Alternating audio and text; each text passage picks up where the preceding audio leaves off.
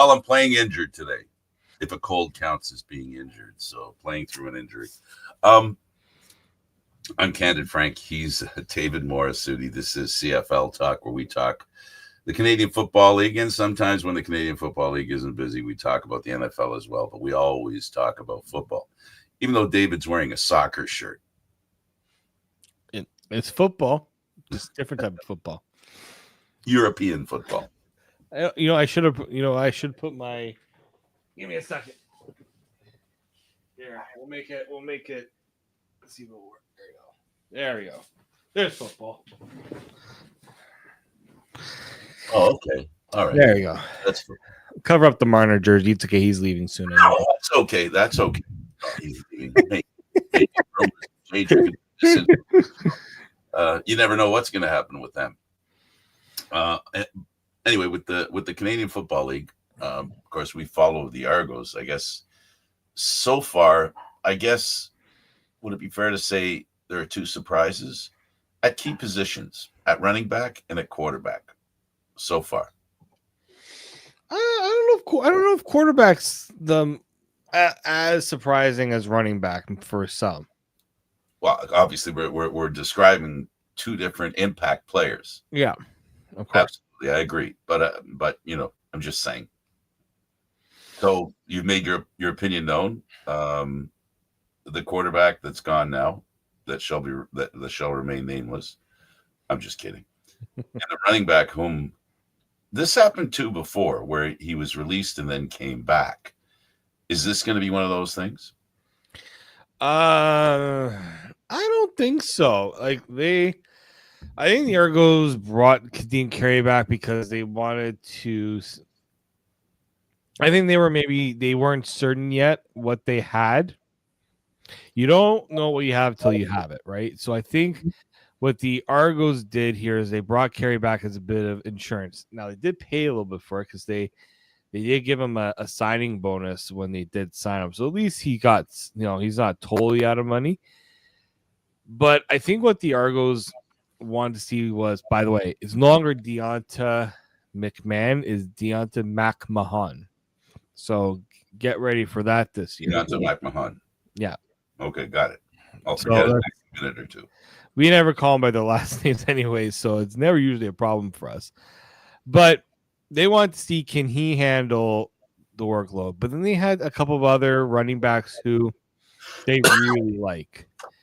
And here's the thing. Kadeem Carey, very productive player, played all 80 played every game last year, all 18 games. The thing is he's a year older. He was dealing with a little bit of an ailment in camp. So I think the Argos decided, you know what? We got two guys for sure that we really like, and a third guy that we could put on the practice roster. That's not bad either. So we know that McMahon is capable of being a CFL back. He was very productive in the Grey Cup. He brings that speed element, and then they got Williams, the guy from Ohio State. Pretty good football university. I'm not gonna lie there. So I think there was a bit of that. I think that played a factor. They liked what they had, and they didn't really need to. It was almost like Kadeem was a luxury rather than a necessity. I think math enters into it as well. Where you pay a guy half as much as the guy he's replacing, and you're about 80% as good. So when you factor in what you're paying and what you're getting, unfortunately the cap forces you to make tough decisions. It under the cap, you're not really building a team with the best players you can find. You're building a team with value, and value rules the day. And I have to say, since with pinball has even before Dinwiddie came, had a good reputation for putting together a group of scouts and people who make decisions, who tend to really do a good job of bringing in new talent. The Argos have done that, and that's been the strength of the Argos. I say under pinball because Dinwiddie fits under that category as well. where they bring unknown talent onto the team. We've had a couple of quarterbacks that wouldn't normally you wouldn't jump to the conclusion that they would be that good, but they've made some good choices in different positions, and those choices mean that they bring in a young guy who doesn't earn as much as the guy he's replacing. Yeah, I mean, they've always found teams always find that they get there's a surprise that maybe a guy they didn't expect to do as well as they thought, and so it makes them to make a decision that it's a tough decision, right? Like I'm not gonna sit here and say this it was an easy decision to cut Kadeem Carey, but I don't think it was as tough as a decision as maybe some people thought. Like when it came down, Griff texted me. He's like, "Oh, Kadeem got cut." And I'm like, I think like I was kind of watching that preseason game, thinking they might not actually need him, and that's I'm not to say he's not a good running back. It's just they had other guys. It comes down to salary. It comes down to the cap. It comes down to also upside. There's that as well, right, David? I mean, you bring a guy in and you say to yourself, this guy could end up in a year or two be better than he is now or better than the guy we have now. And the guy we have now will be another year or two older, which, age does matter. How old players are does matter. It does matter for in certain decisions, that's for sure. And I don't think the Argos looked at Kadeem Carey and said, you're too old, you're not good enough anymore. I don't think it came down to that. I think it came down to there's just other needs that the team had. They didn't view paying for a running back of his stature and they needed an extra quarterback on the roster too. Don't forget. So I think they probably wanted depth at other positions that it just wasn't going to be necessary to keep, as many running backs as they probably would have liked if they didn't have to make other decisions too. And you bring up quarterback, and when you bring up quarterback, you bring up salary, and salary for quarterbacks is on average higher than it is for any other position. So now you want to keep the guy that won you the Grey Cup last year. Yep. You're waiting for the guy that won the Grey Cup 2 years before that to come back from injury. And there's some value there that those players have, and the Argos have to pay that value or something very close to it. And so that means other positions, especially at running back and maybe a key receiver and a key, defensive player, that's where the money goes. It has to be a balance. They've got to figure out how to ensure they have really good players in all the key positions and Canadians as well. So putting together a team under the cap is all about value. I repeat it again. You got to get value. You can't hope a guy reaches the plateau that he's capable of. If he's not there, if Kadeem Carey can't be Kadeem Carey when the season starts, that's a strike against him, staying with the team. Yep. And that happens with everybody, right? That happens with any player. Well, that's it too, right? Your best ability is your availability. I've heard that many times before from coaches, and again, I don't think Kadeem Carey's issue was his ability. I just think it was a numbers game in a lot of ways. Absolutely. Look, and that was not the only. I mean, we're gonna have a gentleman on shortly that's gonna explain maybe a decision that Montreal had to make, but that wasn't the only productive running back to get cut from camp. Like Walton Fletcher was let go from the Owls. Pretty significant, yeah. Pretty significant, right? Like that was another very productive player that was let go. And I really feel it's the same thinking process, right? Unfortunately, the ungrateful nature of the Canadian Football League and the cap and keeping or leaving players or basically releasing them, it's a business, and it can be a very cruel business because it really does come down to, what did you do for me today, never mind yesterday. What are you going to do for me today? And that's one of the most critical things that I can say that's negative about the Canadian Football League, just because of the reality of the business is winning. And you're on the team as long as you can contribute to that, as far as the management team is concerned, for every team. Fletcher, wow, a real talent. And you say to yourself, this happens in the Canadian Football League for multiple reasons. One reason we haven't mentioned, and I think you've mentioned it a little bit by suggesting that in camp with the Argos, there's a lot of really good running backs. The biggest problem for anybody who's a great football player in the Canadian Football League, there's great players that aren't playing in the Canadian Football League that would like. There's only so much opportunity. There's only so many spots you can give to everybody, right? You would love, every team would love to keep every guy. I mean, our Ryan Dinwiddie always says that. We love to keep everyone.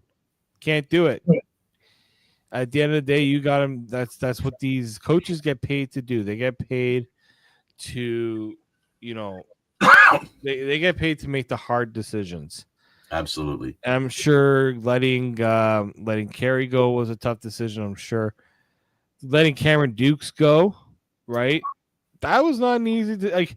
I had a feeling his time was coming to an end, just because it felt like I wasn't wowed by him, unfortunately. It felt like, he hit a wall. He hit a bit of, it was almost like he just wasn't finding comfort in the Argo system. So I do think that one shouldn't be too surprising. When you have Nick Arbuckle's addition last year, kind of made Cameron Dukes was kept around for obvious reasons, but it kind of made me think, this guy might not make the team next time. I was a little surprised they brought him back, just because they had Arbuckle, but I guess also with Kelly's situation, they didn't want to take a chance if they also lost Arbuckle for any reason. Then they're like, well, shoot, we're gonna go with a quarterback that doesn't know our system, right? That's what I think. That's what Dukes had going for him coming into camp, is he knew this offense, he knew the situation he was in. But eventually I think it came to the point where that wasn't going to be enough for him. I think it's also a situation where the mind can be very challenging for anybody playing for a team. And if you think of a year ago, the mindset that he was getting, and that is that he was getting a chance to play for the first string quarterback position, which he ultimately ended up getting.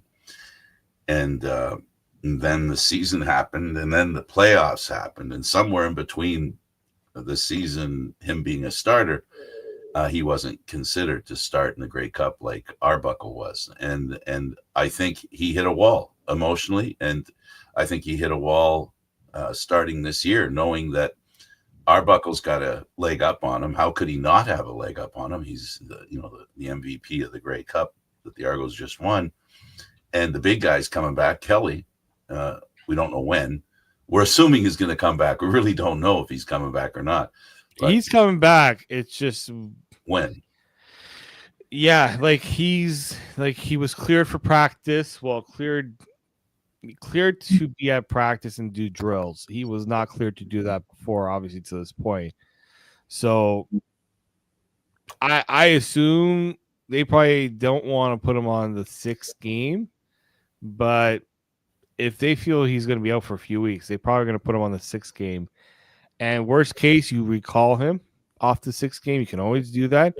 Or, at least you've kept him on the 6th game, and that salary, you kind of have accrued that off of it. Yeah. Look, the Canadian Football League is notorious for the merry-go-round of quarterbacks. And it's accelerated these past couple of years. We've seen number one quarterbacks literally exchanged multiple times. Mention Arbuckle. Arbuckle was one of those guys that got exchanged. The situation for his career has been one where he really at the end of last year, he's kind of in an opposite situation where last year he was ready to call it a day. He was starting to call, places to see if he could get a coaching job, start, the next part of his career. Mm-hmm. And the Argos came calling, and one thing led to the other.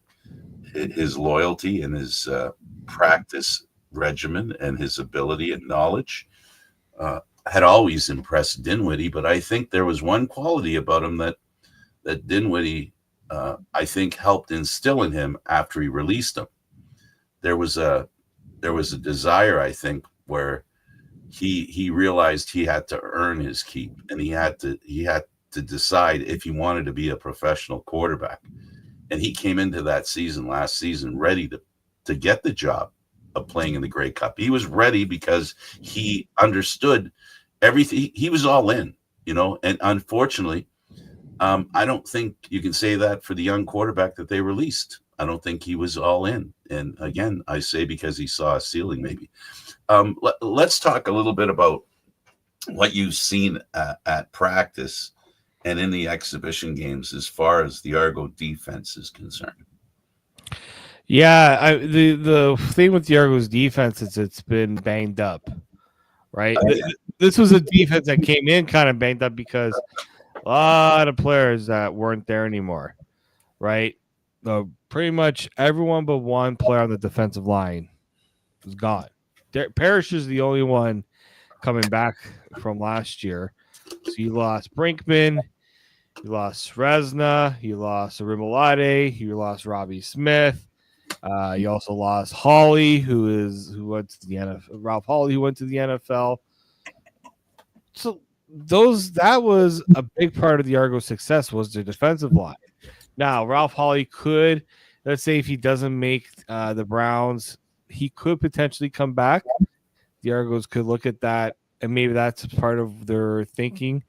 I what I think is probably the best bet for Toronto is they're going to maybe waiting for maybe a potential option to open up to bring in another pass rusher potentially. Like I think they will look and see if Hawley will come back, but then you go into preseason and the training camp. Wynn McManus dealing with a knee injury. They were being very cautious about it. He didn't play. He didn't really practice. But he practiced full on Tuesday. So he should be good to go for the start of the year. That's a big one for them. Brian Cox, who they brought in, it was supposed to be one of those guys to help on the defensive line. He's dealing with something. He didn't practice the first 2 days leading into week one. Probably not a good sign for him. I know that Benji Franklin was dealing with something, so they're a little banged up on defense, and it hasn't even started the regular season yet. Now they got Judge, right? They have Wynn should be good. There were also some veterans who didn't make this team. Ciante Evans, a longtime Tiger Cat. I had a story I was going to write about him. He got cut. Like this is why I don't release certain stories. Like people say, "Oh, who are you gonna write on?" I said, "I gotta wait to see who's gonna make the team first. I can't be making an article about someone, and then 2 days later they get cut. It kind of doesn't look good, right?" And so, I do think that if you're Toronto with the defense, they're gonna be aggressive. I think they're gonna rely a lot on their ability to generate takeaways and go after the ball. Which my question of defensive backs. Their defensive backs are good. They got real talent there in the secondary, which is not something we could say a while back. And look, this is a group that lost Royce Metier, exactly. Amos. But that to them, they felt they had other guys capable of stepping in, right? So that's going to be. For me, that's going to be something to watch. Can this defense generate sacks? Can they generate pressure? It was a little bit of a struggle in preseason watching them play. We're gonna have to figure this out because it's not easy. It's not easy for some of these guys to get the timing, especially if you're new to the CFL. They brought a lot of guys. If you're if you're not too sure of how to deal with the snap counts and all those things and just The waggle. timing, the waggle, the 1 yard off the ball, 1 yard off the line. Those are things they're gonna have to work on. But they got a good coaching staff. Yes, they also lost their defensive line coach. They lost one of their defensive assistants. So I think there's just gonna be a lot of getting themselves back, getting everyone into the fold. And I think they got some veterans that will lead the way and make sure that everyone's on track. So the challenge of replacing people, next man up, the Argos have dealt with that ever since Dinwiddie got here. The next coach up, the next player up, all that stuff is stuff that the Argos have had to deal with, and in fact, the whole Canadian Football League. It's not just about the guys. I believe it's not just about the guys that you bring in cold. It's the guys that weren't starters last year that you felt that they could step in. There are players on the team that have had some, practice time and an understanding of the way either the offense or the defense works with the Toronto Argonauts, because there's always a handful of guys that are just waiting for their chance. And that's, that's something that management teams can see, the possibility in some of these players. We've seen some.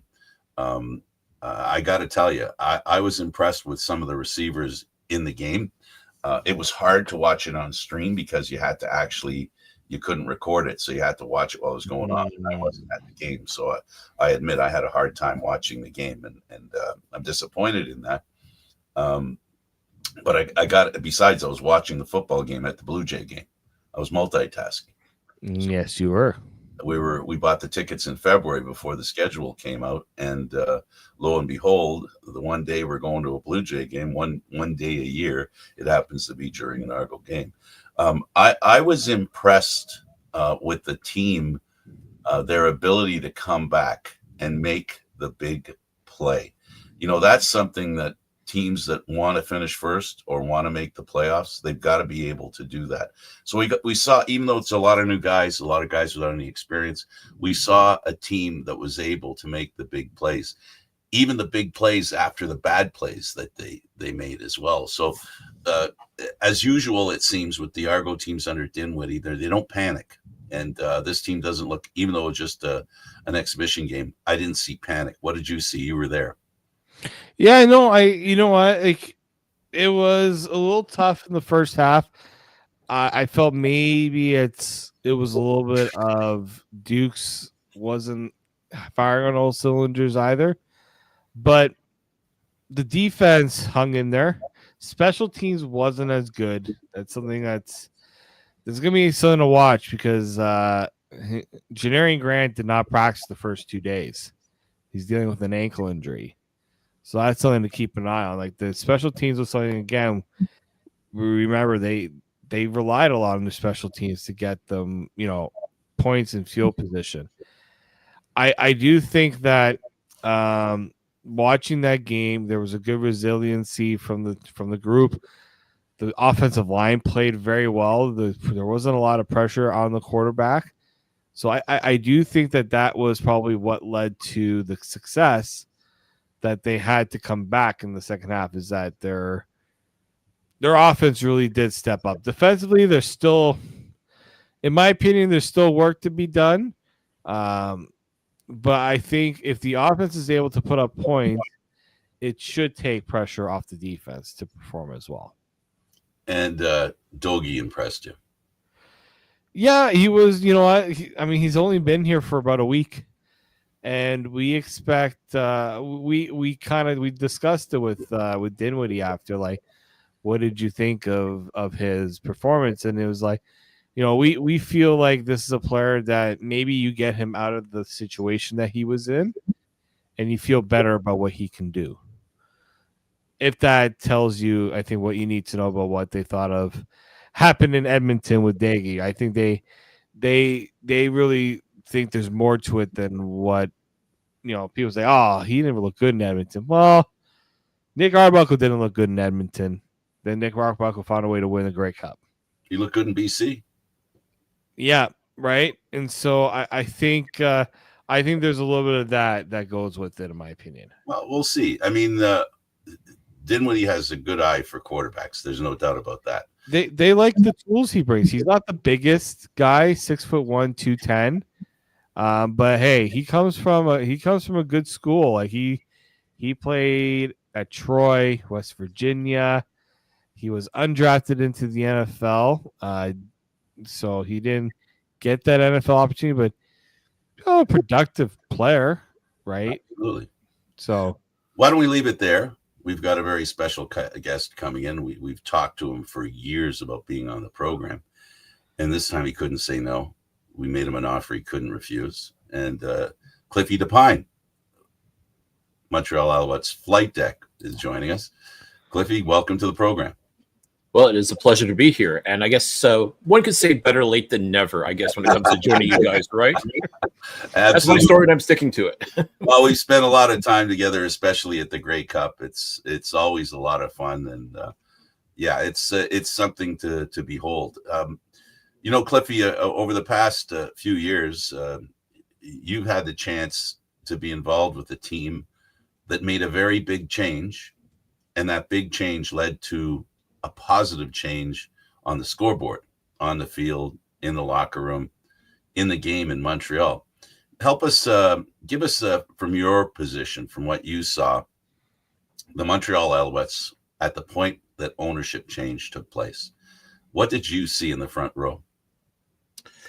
Well, I got to tell you, I mean, you even go back as far as 2019. I mean, I kind of look at that time period as when things started to slowly turn for the Alouettes. For the past couple of years, the team had just been a laughing stock, quite frankly, and couldn't get out of its own way, and was just finding new and exciting ways to make themselves look terrible.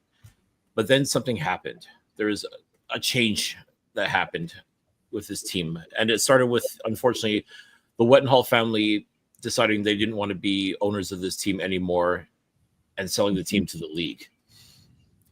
And then it came down to, okay, we got to find new owners. But in the meantime, the CFL owned the Montreal Alouettes, and they didn't want to put out a lousy product. In hopes of attracting a buyer, they wanted to put something out there that was going to be exciting for fans to be a part of and to make this team relevant in Montreal again. And the moves that were being made were done slowly but surely. And sure enough, they found new ownership, and then COVID happened. So unfortunately, we didn't get a chance to see the new ownership regime take place until 2021, and they only lasted for a couple of years before they decided they didn't want to be in the football business anymore. And once again, the Alouettes found themselves looking for a new owner. And finally, the idea was go local. You got to find someone that is interested in the team, but comes from, if not the city of Montreal, then at least the province of Quebec. And that's exactly what the Alouettes did when they found Pierre-Carl Pelledo to buy this team. And essentially from that moment on, that's when everything changed. I mean, a lot of the pieces were being put into place for this current championship style organization back in 2020 when Danny Machocha became the general manager. And a lot of the moves that he made too, a lot of people were scratching their heads about, like, oh, is that really how you want to go? That's the direction you're going with? Okay. And to be fair, we remember his time in Edmonton was not that great as a general manager. And a lot of people were thinking, oh, maybe he didn't learn his lesson. But turns out he did. He knew what he wanted to do. He knew what not to do if he ever got another chance to be a general manager. And sure enough, he was able to build in 3 years a championship roster, which is pretty impressive as far as I'm concerned. So for everything in this organization, from the top all the way down, things were finally starting to come together. They're starting to come into place. And the results have been nothing short of outstanding. I mean, especially over the past 2 years. 2023, the Alouettes do win the Grey Cup when nobody expected them to do. Last year, the Alouettes had the best record in the Canadian Football League, and that's despite having the lowest payroll, mind you. I mean, I'm not saying this organization is perfect by any stretch of the imagination, but they have made some serious strides. It took some time for it to happen, but now people in Montreal love football again. They have the passion has been rekindled. People want to go to Alouettes games. Games are being sold out. The Alouettes have sold out 5 times last year at Percival Molson Stadium, and it is the place to be right now in Montreal. If you want to watch football, if you want to see entertaining, exciting football, you don't have to go any further than Percival Molson Stadium. You know, when you talked, and David, I want to see if I remember this correctly. From the outside, what we saw was when the ownership came in, there was some questions about some players were wondering whether, you know, this was going to be a bad year for the Alouettes. You had the year you won the Grey Cup, the year Montreal won the Grey Cup, they had a bad start to the season because they needed the ownership. They didn't have the ownership. There were players wondering what was going to happen. So that change that you talk about, it was almost on a dime. It was almost instantaneous. David, do you remember it like that? Yeah, I mean, the thing is that it was all happening while Danny was there. And I was like, man, poor Danny Machocha. This guy's got to deal with not only creating a football team, but not knowing who he's going to be answering to. Is he answering to the league? Is he answering to an owner? Like that.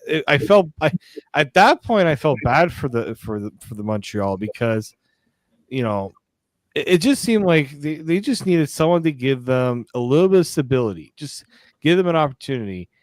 And I mean, this is why we always gave credit to the former commissioner for finally finding stable ownership. Not only stable ownership, I guess, really committed ownership, right? Not ownership that comes in as like feeling like they're doing a favor for the team. No, they actually want to be owners, and that was the sense I got from when Randy Ambrosi brought in the new owner. I was like, okay, like this seems like they finally have got it together. But I just remember I felt bad for the organization because there were a lot of people there that I felt like that were being put in a tough position, and it wasn't their fault. From the inside, Cliffy?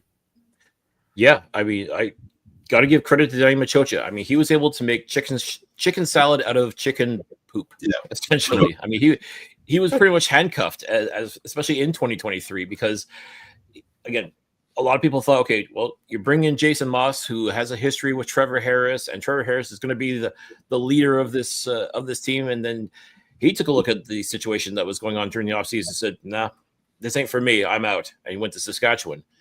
Eugene Lewis, same idea. He put in absolutely racked up incredible numbers. He was doing amazing things. He was an all-star. He was doing everything right. And again, stood by this team in their down times and through all the uncertainty. But he was at that point where I got to get paid. I got to secure the bag, as they say. And he went to Edmonton. And again, I don't fault either of these guys for doing that. But looking at all that, and a lot of people were no doubt thinking, oh, this team's in such disarray. They're finished. It's over. You bring in Cody Fajardo, who wasn't good enough to help Saskatchewan. I mean, Jason Moss, I mean, he wasn't good enough for Saskatchewan either. Like, what's going on there? Like, is there any way that could this possibly work? And again, I saw those moves. I'm like, okay, I can understand why people would feel that way. But my thought is, okay, maybe a change in environment. Like it sounds kind of cliche to say, but maybe that change is what's needed in Montreal. Maybe, and not just needed in Montreal, but also needed for like a Cody Fajardo and a Jason Moss. And sure enough, turned out to be the right formula, turned out to be the right mix needed to not only rejuvenate both their careers, but to bring the city of Montreal its 8th Grey Cup championship. And of course, all that experience led to a lot of people like the experts thinking that the Alouettes would be hard pressed to even make the playoffs.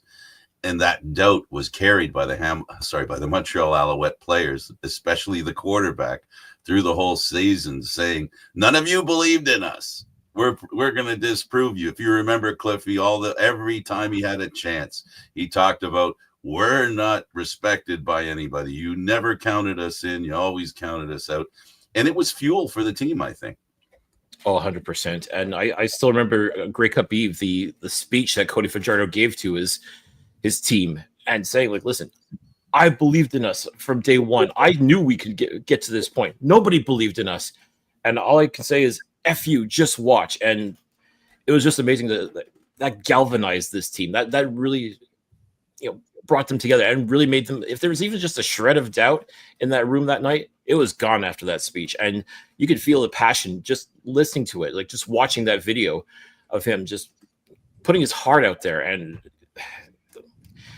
I'm sure if you were in the room at that night, you had to be saying to yourself, there is no way we are not walking out of that stadium with the Grey Cup championship. And sure enough, give him all the credit in the world. Cody Fajardo literally put the team on his back and willed this Alouettes team to their 8th Grey Cup championship. And for that, I know the city of Montreal, Alouettes Nation, the fans, everybody they owe my debt of gratitude for being able to pull off such a feat.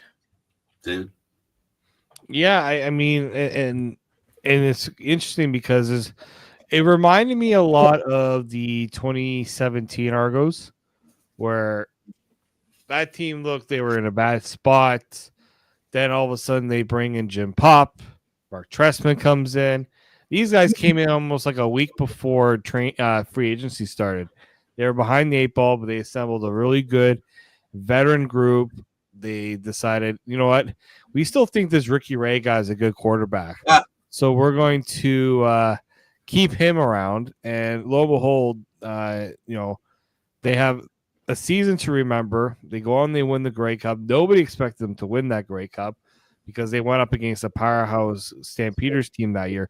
I drew a lot of parallels from those teams. And I remember speaking with a few guys when they were in Hamilton for that Grey Cup. Frank, you were there too. Like there was, if there was a team that exemplified chip on their shoulder, it was that Alouettes team. I mean, how can we forget Marc-Antoine Dequoy after that Grey Cup and his very lively interview? I think it was that on RDS. Yes. Or afterwards, like he made it clear what he felt about the way not only how the players were treated, but also, you know, the French players were treated. So like there was like that group had. I'll give them a lot of credit because sometimes when teams have players with that much of a chip on their shoulder, it can unravel if they're not able to control that emotion. I'll give them a lot of credit. They did exactly that. They kept themselves composed in the moment. The moment didn't seem too big for them. Not at all. And that's what made me laugh, especially like all the experts, even up to Grey Cup Sunday. So many of them were still 100%, well, Montreal should just be happy they got to this point. They should feel very accomplished at what they did, beating a very tough Argos team in their house to get to this Grey Cup. But okay, for real though, now we're going to see what's going to happen. You're going to see Winnipeg's going to, make mincemeat out of these guys. And I mean, just the fact that they were able to stay competitive throughout the entire game against a very good Winnipeg team. Let's not take anything away from them, but I mean, Montreal they planned their work and worked their plan. And I'd say they even worked it to perfection. Like they even talking with coaches and players afterwards about some of the plays, especially leading up to that, essentially that game-winning drive. And even they were in shock at just how Winnipeg almost wasn't prepared. Like it was almost too obvious what they were going to do. So Montreal was able to counter it.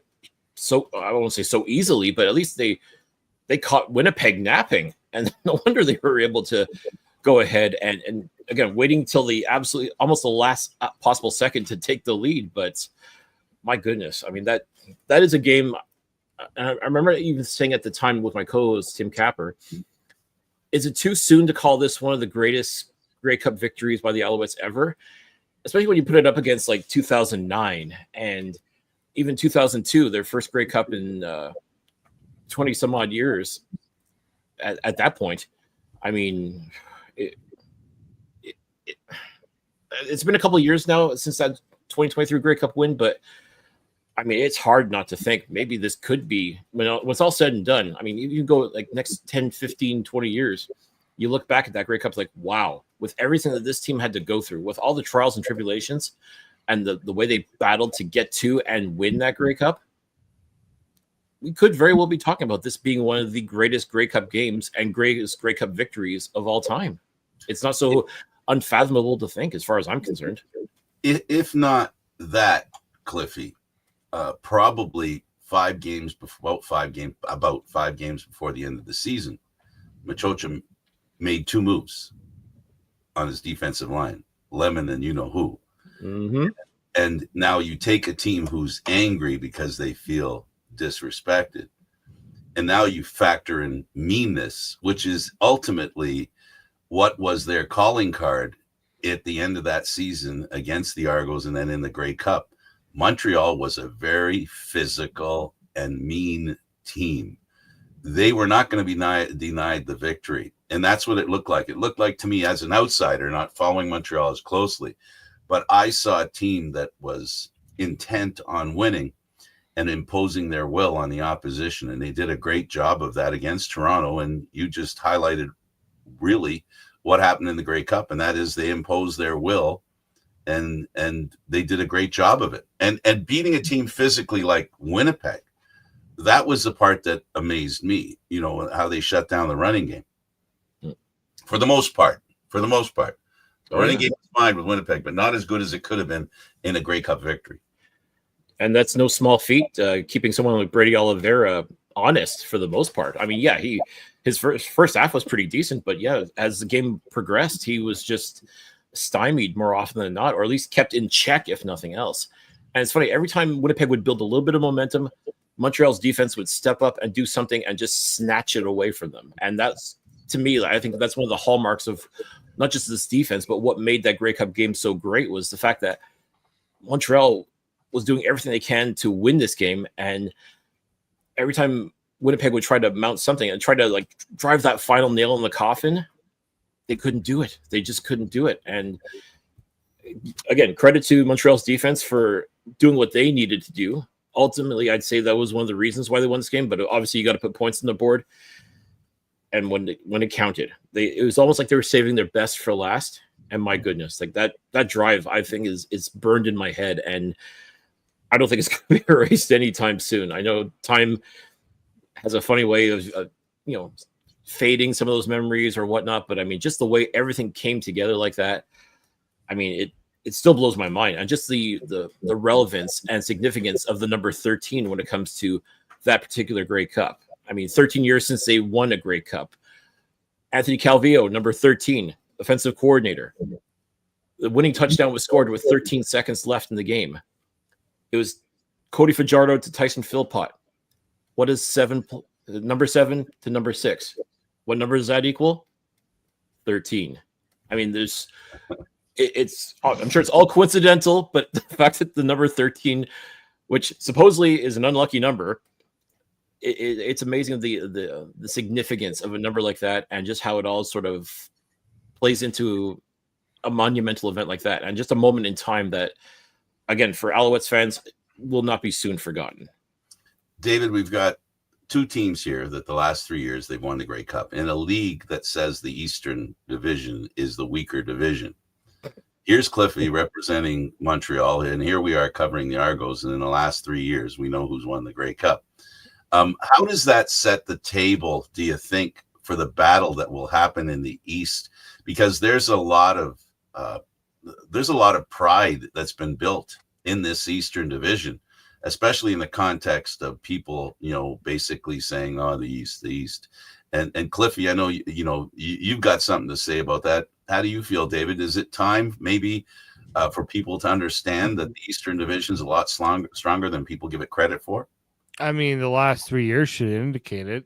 I think what we've learned is you can't discount the regular season, but you can't take everything from the regular season either.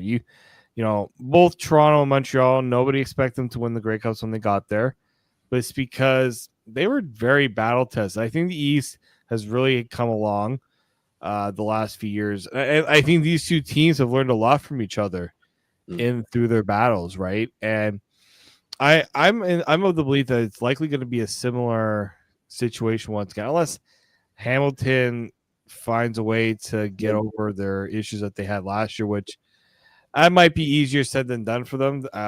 But until otherwise, I think these 2 teams are going to be the ones that are going to own the East for a little bit, because it's not just the players, it's the structure of these teams.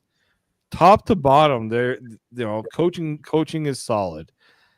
Management is solid. And, and they lose players. They find ways to understand who are the guys that we need to keep around.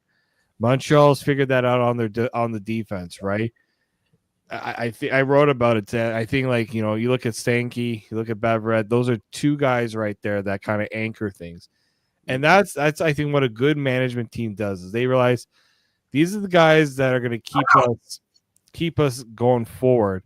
And I think that's why when you look at how, the last few years have gone, it shouldn't surprise people that these two teams are the ones that have been in this position. And I think the last thing you want to do is underestimate what any of these two teams are capable of, because it's been proven. My question, though, Cliffy, is Montreal didn't go through a whole lot. They added quite a bit, but they in a way kind of are saying we're ushering in a little bit of a new era with Cody Fajardo gone, and here's Davis Alexander. It is finally his time. How do you feel like the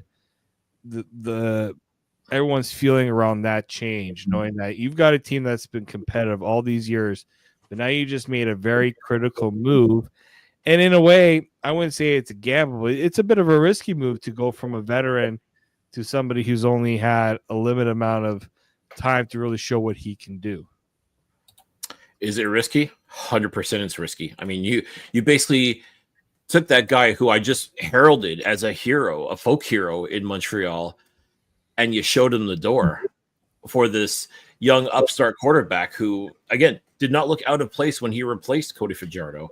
And I think that's the key more than anything else is Davis Alexander knows the system. He's been here for the past couple of years.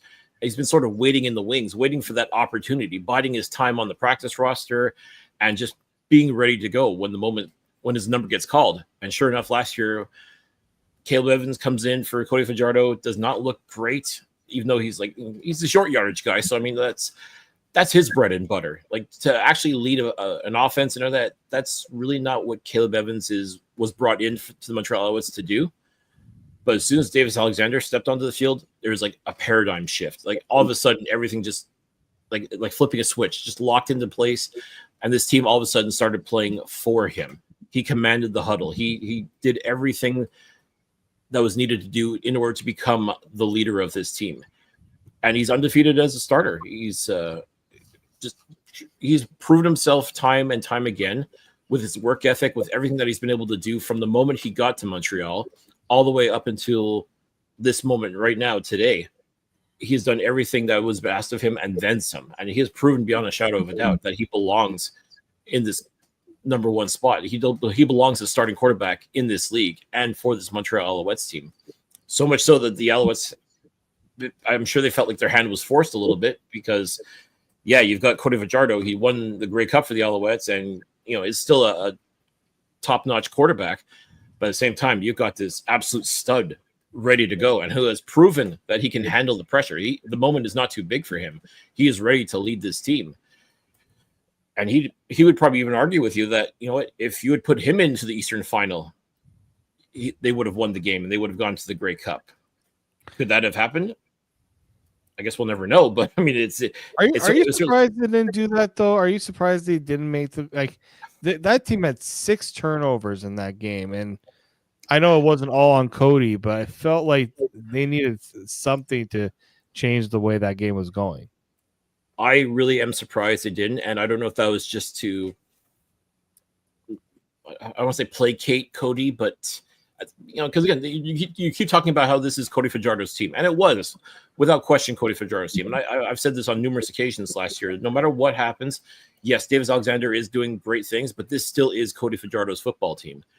And I believe that they thought, okay, well, what? He got us here. He got us to this point. He got us to the Grey Cup. He's going to get us back there. And I guess pride goeth before the fall. They really believed that it was going to be Cody Fajardo that was going to, he was going to will this team to victory again, just like he did last year in the Grey Cup.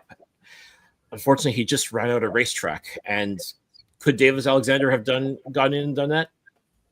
I kind of think he could have. And I guarantee you Davis Alexander thinks he could have taken this team and brought them to the Grey Cup in Vancouver, but wasn't meant to be. I mean, I still think back to his body language, Davis Alexander, on the sidelines. Like, he was vibing. Like, he was like he wanted absolutely chomping at the bit. He wanted in there so bloody bad, and all he could do is sit and watch as the team, unfortunately, just again they came close. They made a good comeback, but it was just too little too late. To David's point, Cliffy, that the team not wasn't Fajardo that wasn't playing well. The team were making some mistakes. Is it possible also that the coach and management, kind of thought, let's not throw him now because we're going to throw him into the wolves and we're going to lose what we think is going to be our next quarterback? There could have been a little insulation factor for him, as much, on balance, as much as it was Cody Fajardo's team, right? So they might have insulated him a little bit, but the fact remains, you definitely don't sound surprised that they signed him. You definitely feel that he deserves the job, and we do know that there is a little insurance policy. A former Argo for a former Edmonton Eskimo, McLeod Bethel Thompson. Mm-hmm. What do you think of his part on this team right now? Is he being the good team player, and does he fit the mold? Do you think he fits the mold? That I think he fits better because he's new on the team, as opposed to Cody Fajardo giving up the position to Alexander. There's no way that Cody Fajardo would have stuck around as the backup. That was made clear almost immediately, and that's why, as I said, I think the Alouettes organization felt like their hand was forced. They had to make a decision. Ultimately, they went with Alexander, and there is no way you could have kept Cody Fajardo around, because again, God forbid things don't work out so well for Davis Alexander to start. You go back to Cody, and then it becomes a whole other dichotomy.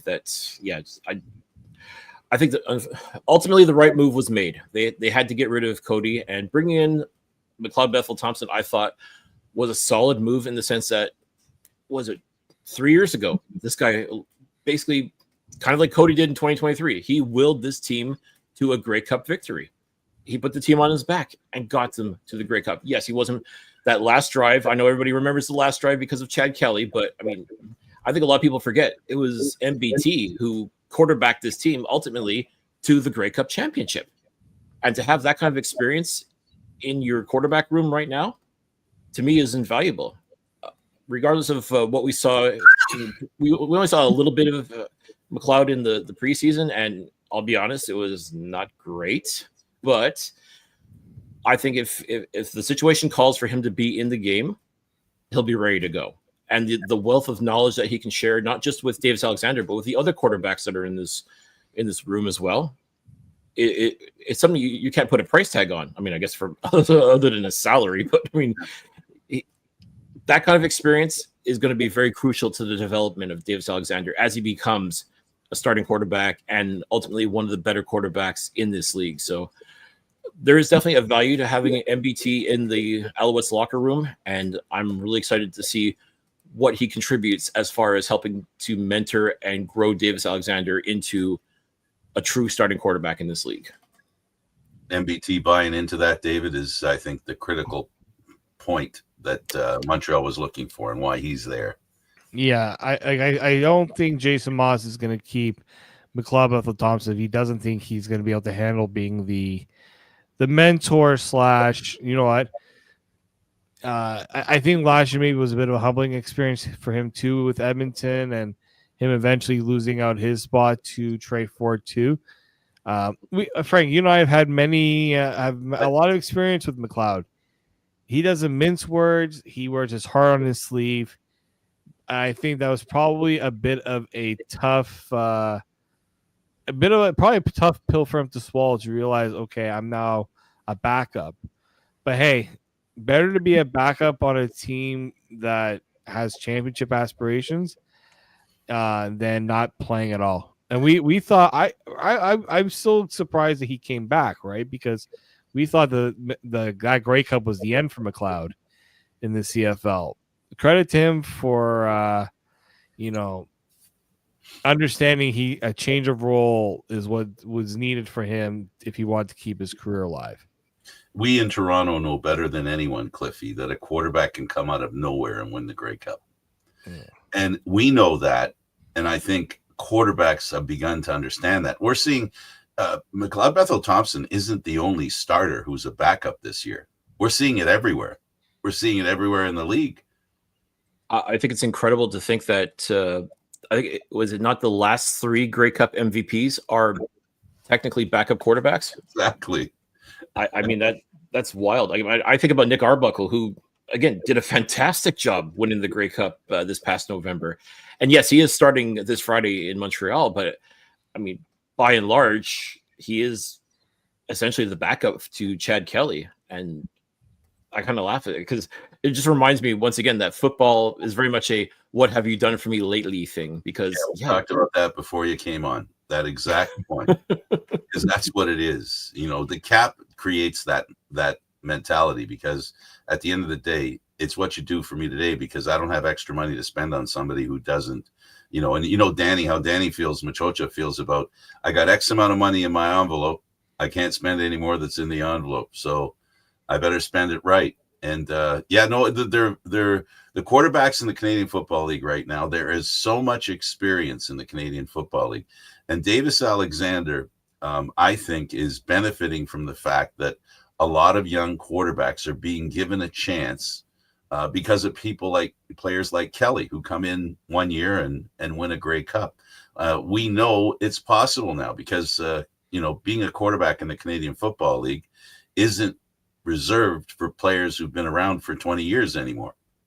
No, and you look at guys like Nathan Rourke, Trey Ford, Drew Brown, even in Ottawa. I mean, there's a lot of young quarterbacks that are ready now to ascend to that next level. They're not there yet, but they're on the cusp as far as I'm concerned. All they need is the opportunity to showcase what they can do. And that's why I feel very confident that Davis Alexander will do that for the Montreal Alouettes. I mean, he's proven what he's been able to do in the past. I mean, he's done everything that's been asked of him and then some.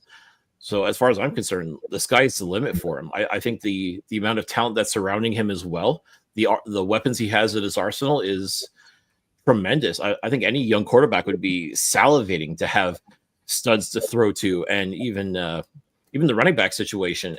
Like, he's got some good, strong young running backs that are about to be battle tested as well. And if I'm Davis Alexander, I'm beside myself with glee because of what I've got in front of me. And the fact that this organization does believe in me, is investing in me, and giving me every opportunity to succeed is, as far, like, if I'm Davis Alexander, I'm doing cartwheels practically. I'm so happy to be here. David, do you want to ask him, or should I ask him about Fletcher? Yeah, go ahead. What about Fletcher? I mean, everything you just said about Alexander, here in Toronto, our number one running back has been released. Yours in Montreal has been released. It's almost, you can almost say the same things we said about Alexander and young quarterbacks with the running backs that are changing as well. There's a new wave of running backs coming in. Yeah, and to me, I'm still a little baffled as how the Alouettes, clearly they feel so confident in the young running backs that are there that you can basically I've said this before and I'll say it again. Walter Fletcher is arguably the best two-way player in the Canadian Football League, whether it's running the rock or catching it. I mean, this guy just, all he does is put points on the board. He racks up yards. It's incredible. Like, this guy is just such a talent. And you feel that confident in your young running backs that you can say thanks, but no thanks to this guy. It's bold. I mean, there's no other way. Like, I just remember reading the list again. I'm like, what? Really? You're letting Fletch? What? But I mean, okay. Stevie Scott III had a really incredible camp. Travis Tice, this new running back that's come out of nowhere, played an absolutely phenomenal game this past Friday in Ottawa. And you got Sean Thomas Erlington, who is arguably, last season in relief of Fletcher, he came in and he played absolutely phenomenal football. I mean, he was great on special teams to start the year, but you gave him the opportunity to come out of the backfield, and he was doing some absolutely outstanding things too, like a great downhill runner who could turn on the jets if needed. I mean, Sean Thomas Erlington definitely, in a lot of ways, showcase that, hey, you can trust me with this job. You can trust me as running back one. And ultimately, I think that's how the Alouettes are going to go right now. I mean, again, a lot will depend on the other two running backs, again, being young Americans, how the ratio works in when it comes to them. But I mean, this running back room right now is young, hungry, and determined. And especially now with the pressure of, well, we just let go of arguably one of the best running backs in the Canadian Football League because we believe so strongly in you. The pressure is on, and I think these guys are going to step up to the occasion, and I'm definitely excited to see what they can do on Friday. David, you got a question? We'll take an extra minute or two. So how do you think now? The thing is, everyone talks about, and I mean, I look at that receiving core they have in Montreal. It's impressive, a lot of weapons. Mm-hmm. But here's the issue I always have with that: there are some players who want the ball, and they want their targets. How does this team ensure that everyone gets their cookie? They're going to get a lot of opportunities because, again, I think the other thing too with these young running backs is maybe, just maybe, this is going to be a very pass-heavy offense because Davis Alexander has a cannon for an arm, and he's not afraid to like huck the long bomb down. So I mean, guys like Tyson Philpott, Charleston Rambo, Austin Mack, those are deep threats right there. And then you got guys like Cole Speaker and Tyler Snead who are more of the Ben Cahoon mold in the, second and short, you get those extra dirty yards to get to the first down. I mean, there's a ton of talent for Davis Alexander to throw the ball to. And I think I've said it before and I'll say it again. I would not be surprised if 4, maybe even 5, I know it sounds crazy, there's a good opportunity for at least 4 of these receivers to get 1,000 yards this season with Davis Alexander throwing them the ball. I know it sounds even 5. I know it sounds absolutely wild, but I'm just the way this offense is looking right now, especially with Alexander and the way he's able to throw the ball and the way these guys catch the ball. It truly would not surprise me to see some serious yak numbers this year for the Alouettes. Let's talk. Oh, sorry, David. Go ahead. Go ahead. But who leads the team in receiving this year? Is it Gino or is it Mac? Wow, so that's tough. I'm leaning towards Tyson Philpott because he's got something to prove after going down to injury last year, and he was putting up some monster numbers to start the year last year before he got hurt. I got a feeling he's got a chip on his shoulder. I think he's pissed off that he lost the year essentially as a result. And I got a feeling that connection is going to be a really exciting one, Davis Alexander and Tyson Philpott. Austin Mack, though, I mean, the guy is an absolute playmaker. I definitely see him getting up there in yards as well. So, I mean, that's the nice thing with this Alouettes receiving core is there are so many deep threats that all Davis has to do is just, throw that moonshot ball and someone's going to come down with it. And God willing, it'll be someone wearing blue and red. But I mean, the talent is absolutely there. It's just simply a matter of being able to go out and execute. And I have no question in my mind that this Alouettes organization, this wide receiver room is going to make a lot of noise this year. Tyson Philpott had a great Grey Cup, and then the season came. So when you say disappointed, even those of us on the outside can imagine his disappointment because of the follow-up after the great Grey Cup he had. I'm sure his plans for the following season didn't play out the way he wanted to. In this game against the Argos, now it's the first game of the season, and you guys both know, Cliffy, David, you both know that this is still the exhibition season. We all know that the first few games, even until Labor Day, it's a feeling out process because so many changes are made. But what do you think early right now Montreal has to do to beat Toronto on Saturday? I think it starts with the defense. Their defense has to. I watched that preseason game. They allow a single point in the first half when the starters were out there. Like, that's a defense that's going to have to make Nick Arbuckle is going to have to make throws. Nick Arbuckle is going to have to push the ball down the field. And even if they do push the ball downfield, Nick Arbuckle is going to have to find a way to score touchdowns. Montreal does not like to give up touchdowns. So I think Montreal's best chance to beat Toronto comes from the defense setting the tone and the offense capitalizing on maybe those extra possessions that we, especially early on. I think if they can get to Toronto early, it's going to be a tough. I don't know if Toronto will be capable of coming back in a game against a Montreal defense that's as good as it is. Cliffy, to win, Montreal has to.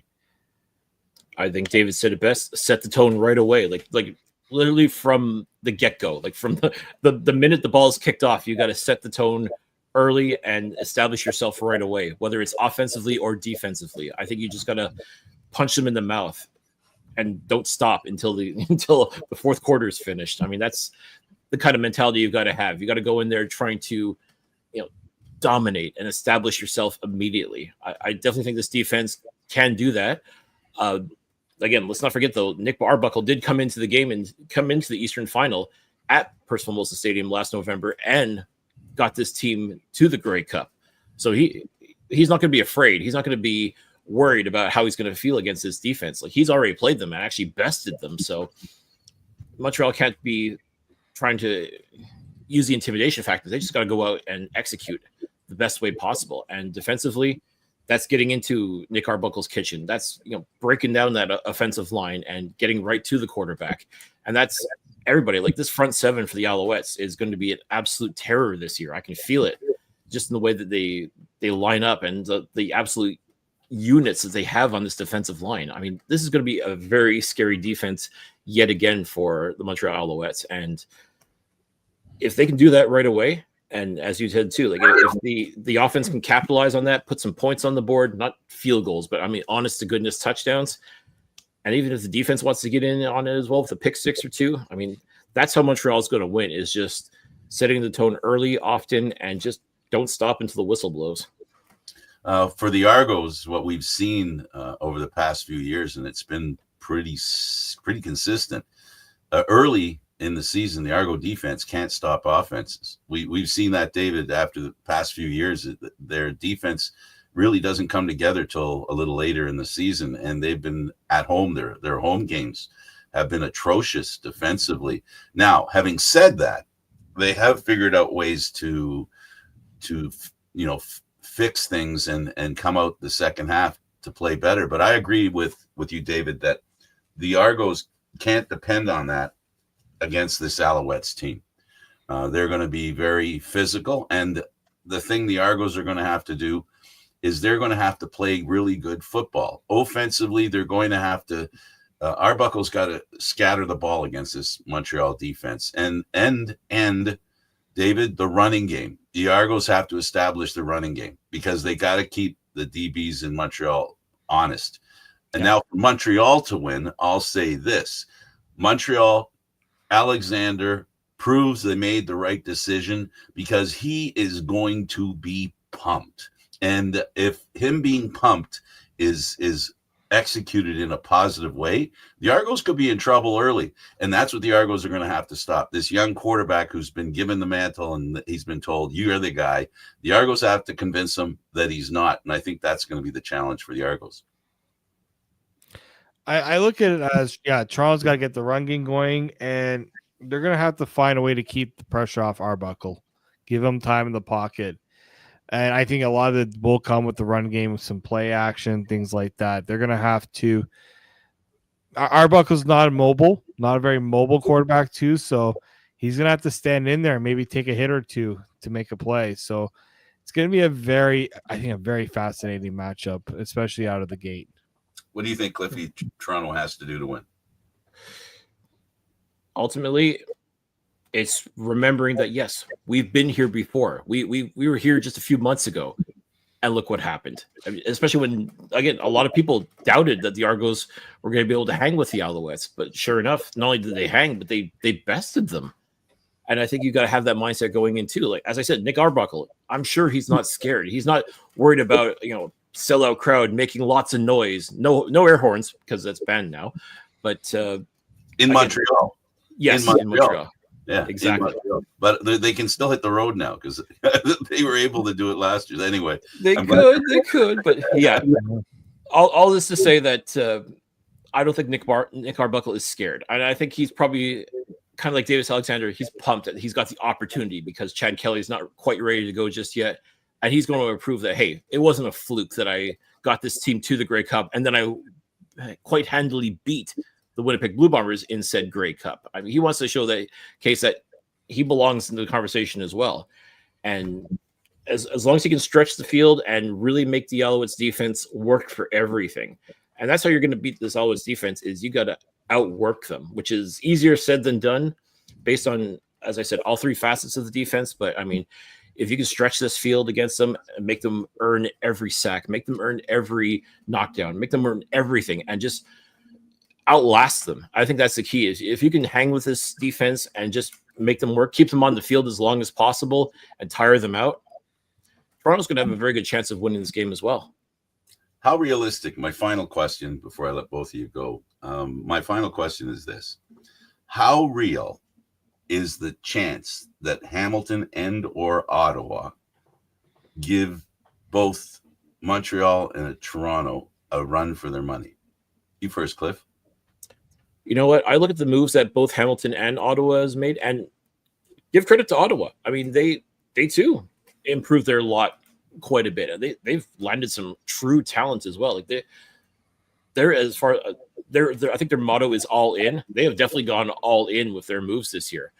I fully expect them to be just as competitive as Toronto and Montreal. And Hamilton, same idea. They went out, they got Kenny Lawler, they bring in defensive studs like Reggie Stubblefield. I mean, they too are making moves. They want to be competitive as well. They want to prove that Bo Levi isn't just padding his stats. They want to show that he can get this team rejuvenated and try to end that was it 25-year drought or 26-year drought that the Tiger Cats have in winning a Grey Cup. Way to remember is this century.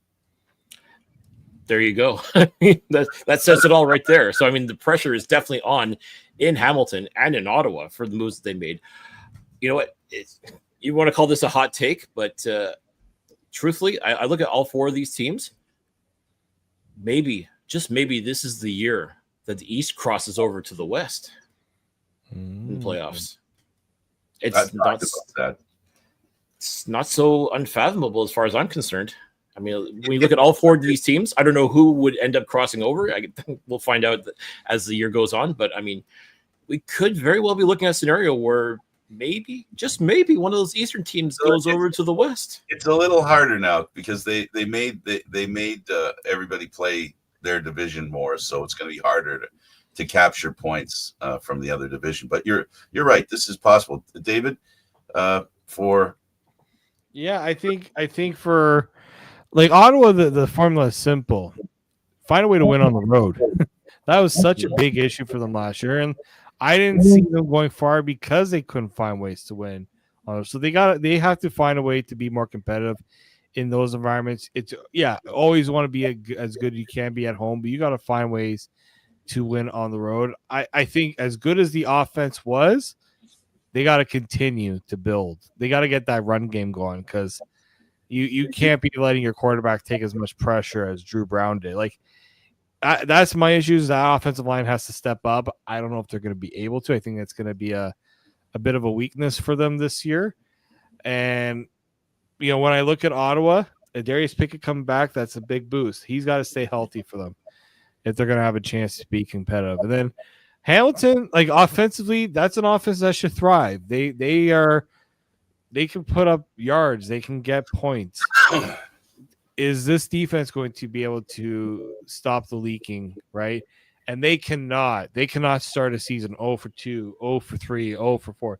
They started 0 for 5 last year. This division is too good for you to have to play catch up. Now, I'm not necessarily saying you got to go out and go 2-0 or 3-0, but enough of the 0-3, 0-4, 0-5 starts for Hamilton. You got to stay in the hunt. Yeah, 100%.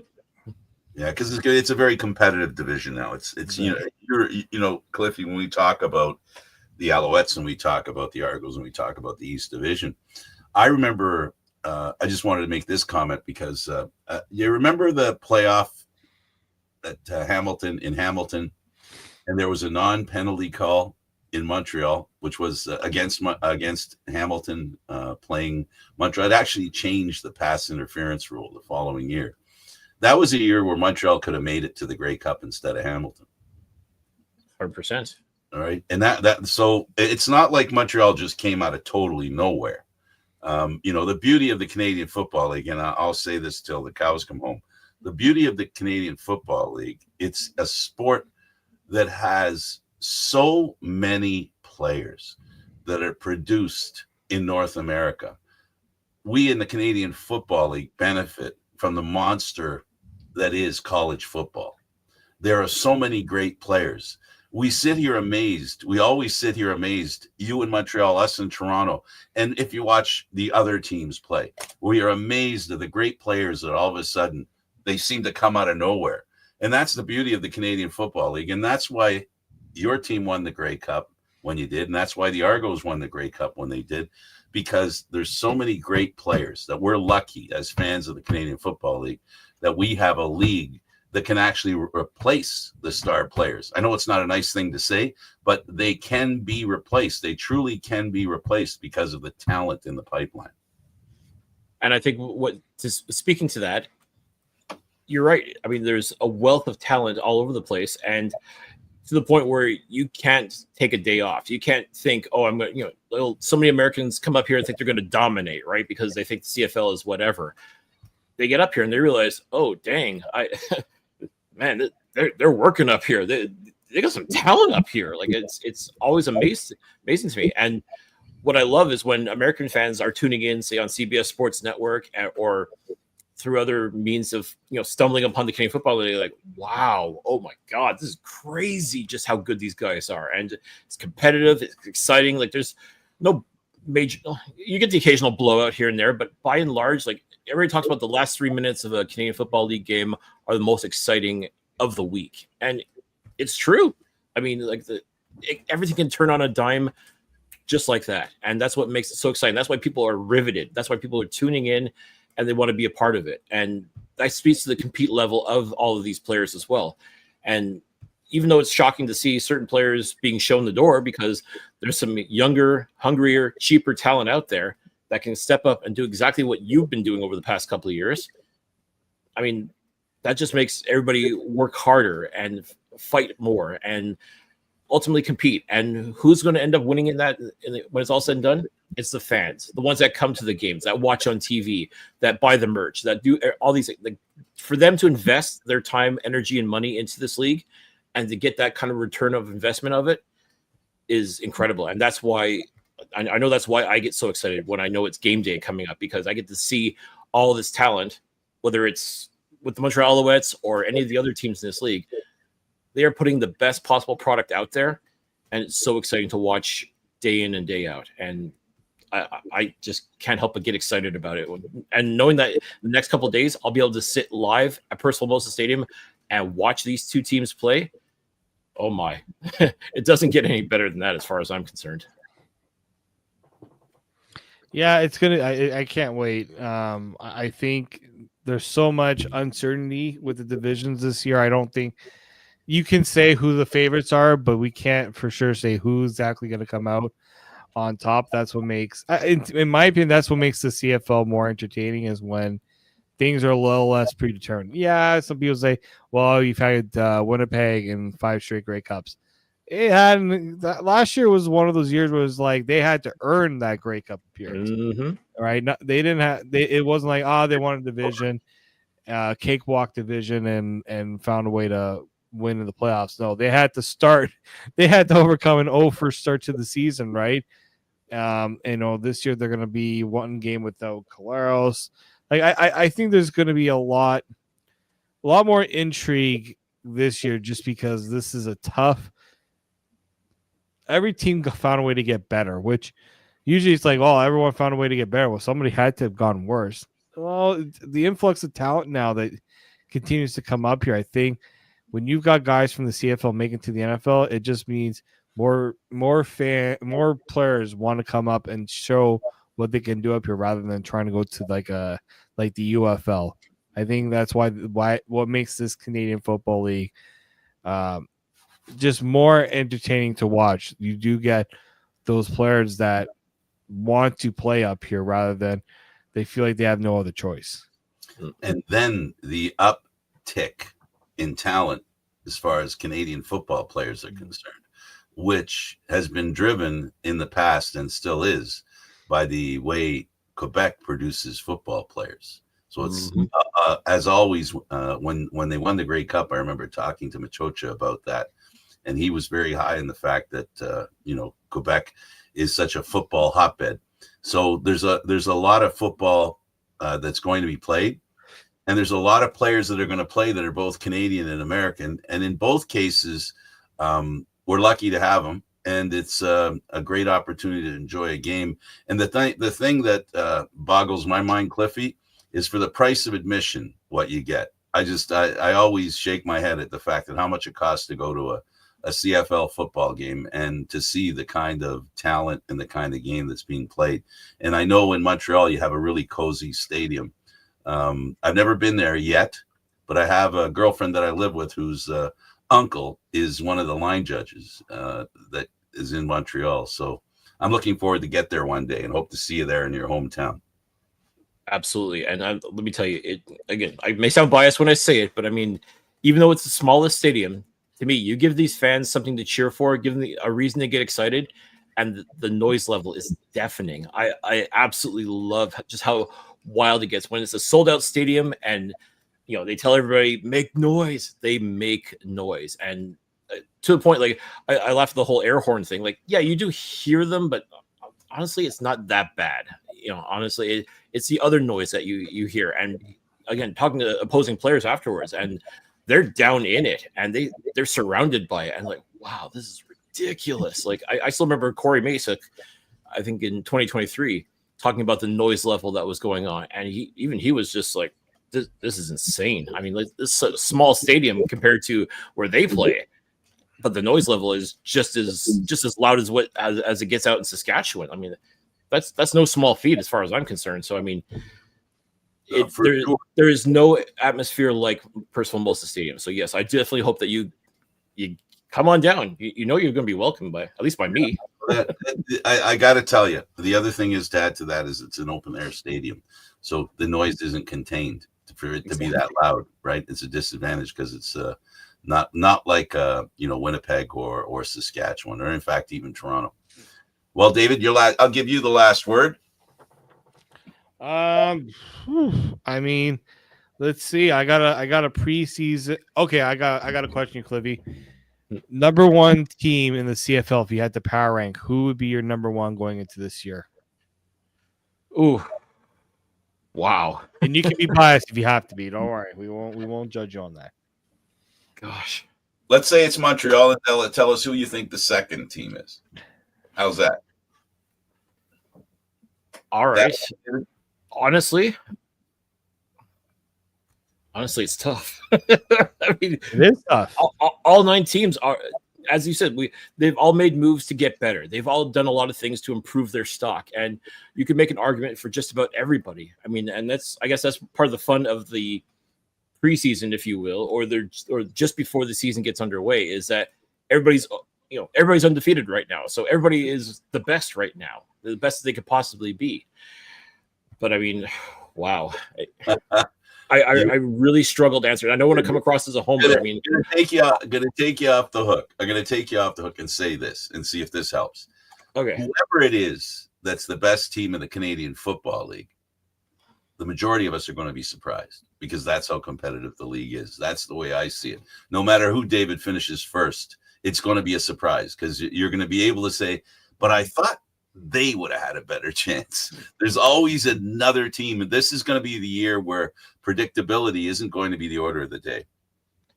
And that's one of the reasons too why I don't make season predictions or anything like that, just because it's so tough. Like, you almost want to say, okay, everybody's going to go 9-9 because anybody could be anybody. Like, that's the parity is like nothing else, and just the compete level is crazy compared to years previous. Like again, truly, all 9 teams you can make an argument for. You can also make an argument that for all 9 teams that maybe they're not going to be so great for any number of reasons. It's just, again, to me, that's part of what makes it so much fun watching this game, is that you're watching truly the best possible talent that's out there. Like Canadian football wise, it is incredible to have 9 teams that have the opportunity to be the very best in their field. And you could say, oh, so-and-so is going to do this, going to do great things this year. And you're like, I think they will. Or so-and-so is going to do awesome things this year. And like, yeah, they will. It's incredible. Like especially compared to years previous. I mean, what a time to be a Canadian Football League fan. It is like nothing else right now. Yeah. If I were pressed to say which team it would be, and I'm going to say it, like I said, it's mostly just I wouldn't be surprised if it happened. I wouldn't be surprised if it didn't. But I'm really thinking that, looking at Saskatchewan, for me, they're the team that if they can find a quarterback, if the quarterback they have can be the kind of quarterback they need, they could end up being probably the best team in the league. But then again, they've been described that way for a few years and haven't, as David knows, David has felt that they were the team to beat at some point last year, and then they just fell flat. And I kind of agree. But I like the dark horse for me in the West is Edmonton. That's what I'm looking forward to seeing what they do. They're the dark horse to me, Edmonton. Sometimes the team that makes the most moves, everything's got to go work in. Everything's got to work in tandem, and it might take some. Hopefully, they're not all in on 1 year, and hopefully, this is something they want to build towards. And Hamilton in the East, for me, those are the two dark horses that, if they end up being the top on the East and West, I won't be surprised. I'll be amazed that they did it, only because, in a lot of ways, both those teams have a lot going against them because they just, they haven't shown anything like that. So it would have to be a real role reversal for them, and that's why I call them both the dark horses.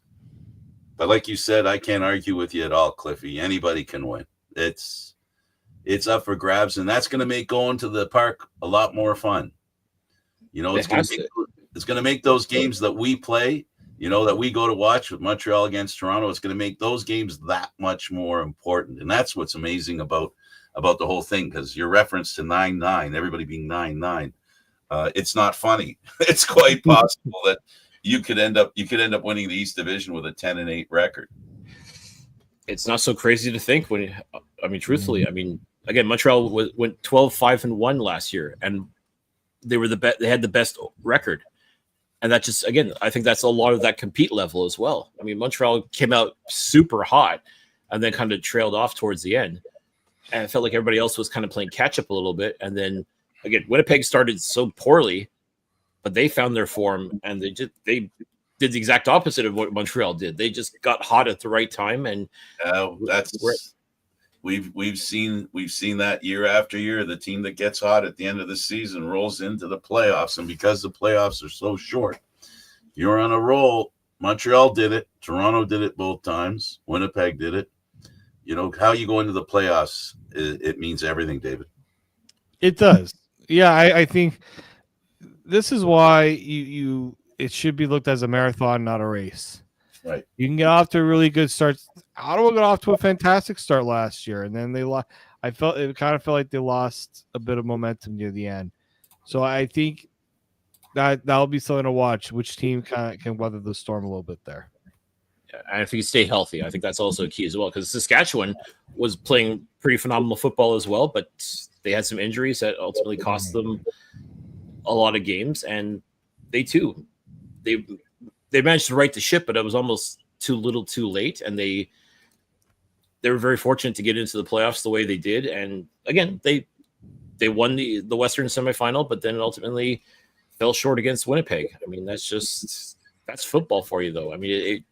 Again, you got to be hot at the right time, and the right time is October, November. Winning a lot of games in June, July is awesome, but you don't win the Grey Cup in June or July.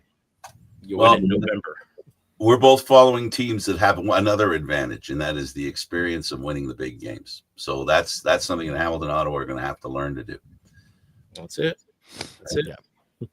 All right. Well, listen, guys, it was a pleasure, Cliffy. It was nice to see you. Yes, sir. Can't wait to see you again, and I hope it's before the Grey Cup.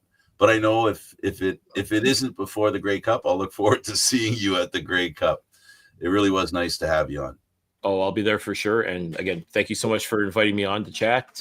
Always a pleasure. And yeah, hopefully we'll see. I guess how the season progresses, but hopefully it'll be before we get to Winnipeg, where we get a chance to see each other in person again. That's going to be cool. Cliffy DePine, co-host of Alouette's Flight Deck. Of course, David Mortasuti, the Italian soccer team, always on his mind and on his chest as well. I'm Candid Frank. Thanks for watching, everybody. We'll see you next time. This has been CFL Talk. We'll see you next time. Have a great week, guys.